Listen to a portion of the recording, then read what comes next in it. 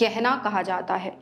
मणिपुर का नाम आते ही हमारे ख्यालों में एक ऐसा खूबसूरत राज्य आता है जो चारों तरफ से खूबसूरत पहाड़ों से घिरा है। मणिपुर से याद आती है विश्व प्रसिद्ध खिलाड़ी मैरी कॉम, जिन्होंने अपने पदकों से देश का और मणिपुर का नाम रोशन किया है।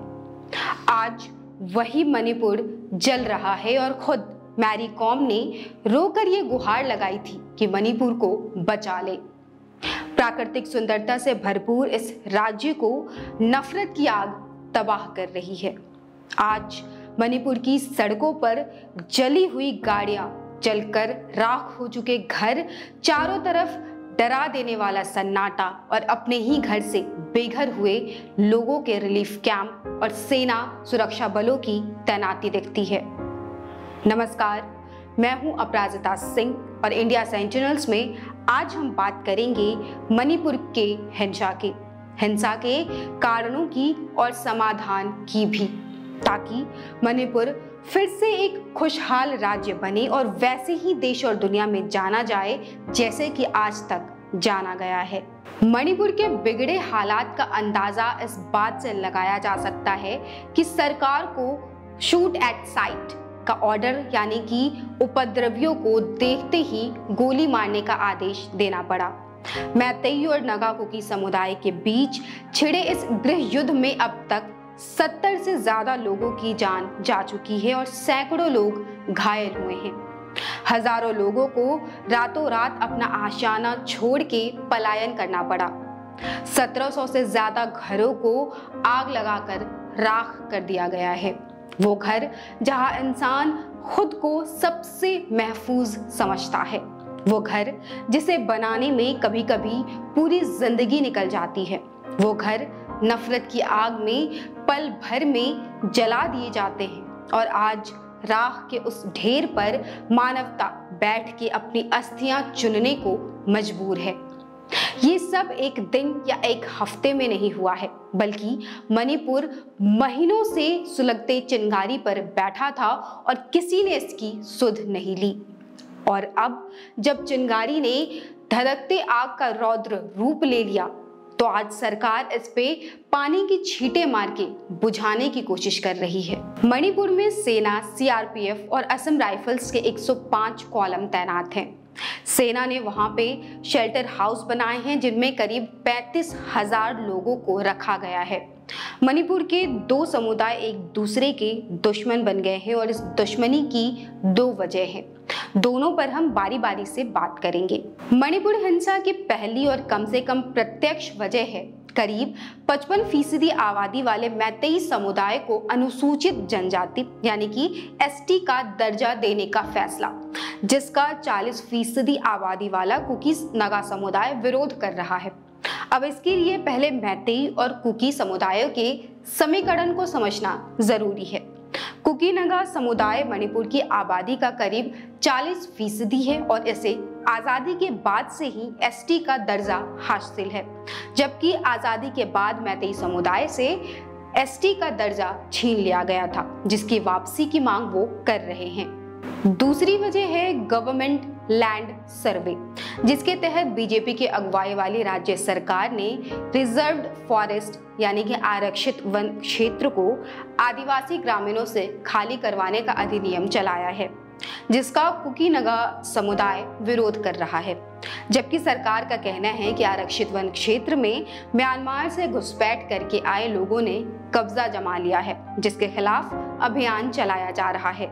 मणिपुर में भड़के जातीय संघर्ष की आग भले ही मैतेई समुदाय को एसटी दर्जा दिए जाने की मांग पर भड़की हो, लेकिन इसकी चिंगारी बहुत पहले से सुलग रही थी और इस आग में घी डालने का काम किया संरक्षित और असंरक्षित वनों में चले अतिक्रमण अभियान ने।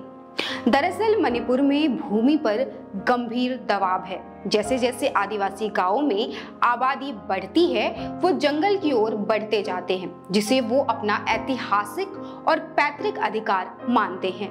इसके अलावा म्यांमार से आकर बसे कुछ गुट भी सरकार के निशाने पर हैं।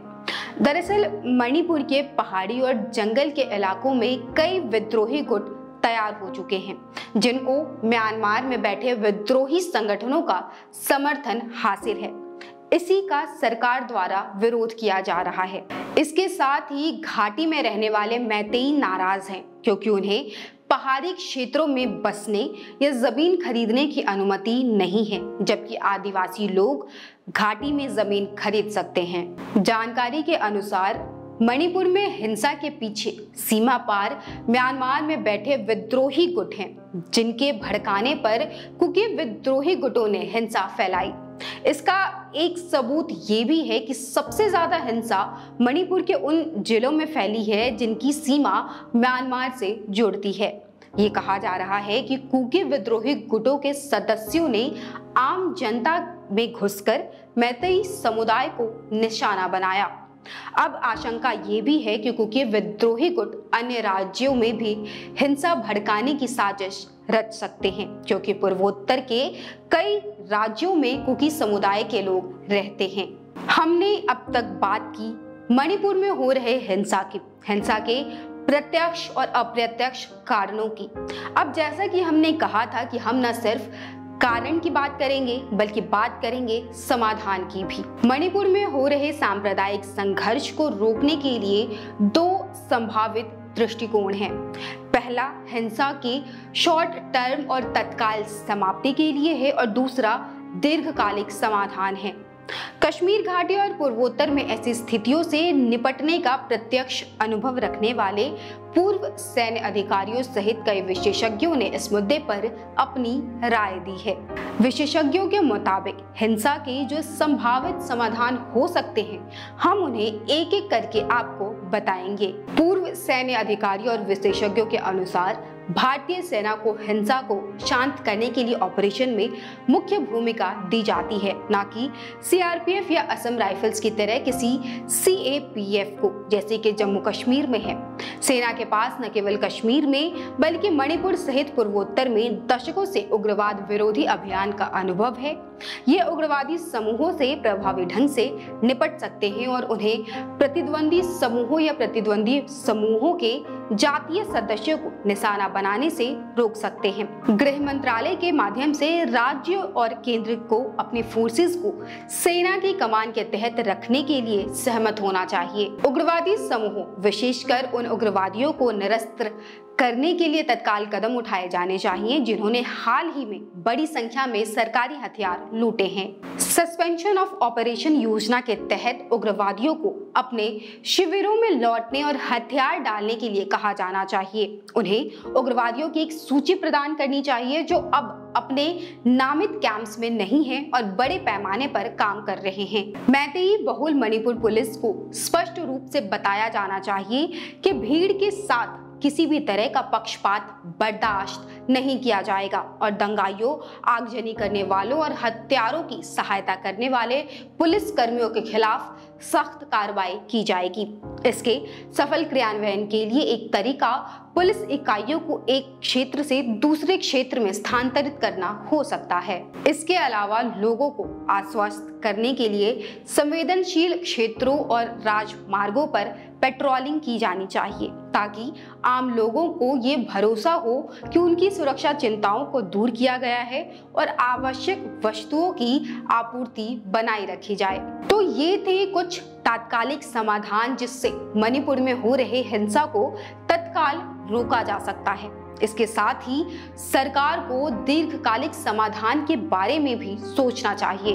पूर्वोत्तर भारत के जातीय समूहों पर राजनीतिक पर्यवेक्षकों और विशेषज्ञों का आमतौर पर मानना है कि दीर्घकालिक समाधान के लिए जैसे ही हिंसा कम हो, नगाओं और अन्य अल्पसंख्यकों सहित राज्य के सभी जातीय समूहों के नेताओं को बातचीत के लिए बुलाया जाना चाहिए।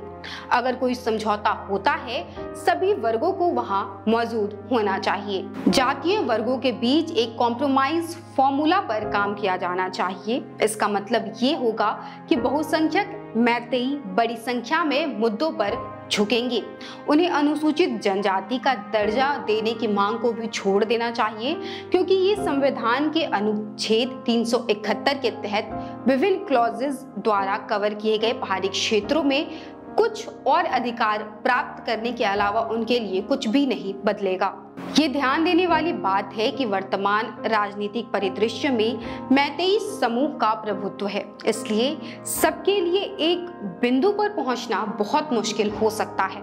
बातचीत लंबी हो सकती है, लेकिन इसके लिए प्रयास किया जाना चाहिए, क्योंकि आज नहीं तो कल सभी वर्ग ये समझेंगे कि एक समझौते पर पहुंचना उनके लिए आगे बढ़ने का सबसे अच्छा विकल्प है।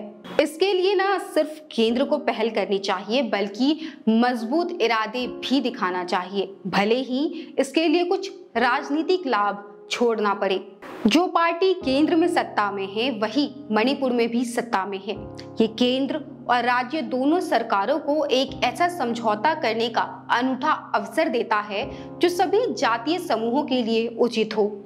राजनेताओं को ये भी समझना चाहिए कि सांप्रदायिक तर्ज पर वोट बैंक बनाने से पूर्वोत्तर में काम नहीं चलने वाला है, खासकर मणिपुर जैसे राज्य में। जैसा कि उत्तर और मध्य भारत में कुछ पार्टियों के लिए इस फॉर्मूले ने काम किया है।